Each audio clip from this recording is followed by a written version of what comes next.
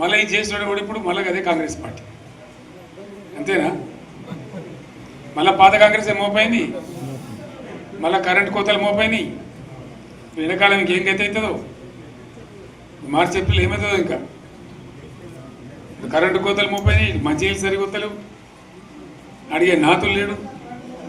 ఎవడన్నా గట్టిగా నిలదీసినడితే వాడిని పోలీసు నిలబట్టేయడం ఇదేనా రాజ్యం?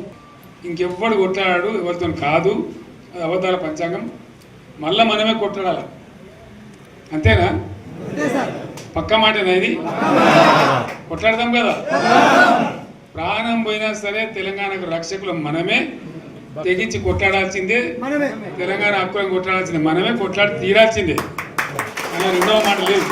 అప్పుడప్పుడు ఏమవుతుంది, కొన్ని దుష్ట దినాలు వస్తాయి, చెడు గడియలు వస్తాయి. మనోళ్ళు కూడా అలవోకగా ఓట్లేసారు. మీరు గొప్పలే, మీరు మాణిగ్రహం గెలిపించారు. కొన్ని నియోజకవర్గాలలో అత్యాశకు పోయి నేను చెప్పిన కూడా అప్పుడు మంది మాటలు పట్టుకొని మారమానం పోతే మళ్ళీ వరకు ఇల్లు కలిపోతారు. వీళ్ళని నమ్మితే అమాంతం మింగుతారు, మోసపోతాం.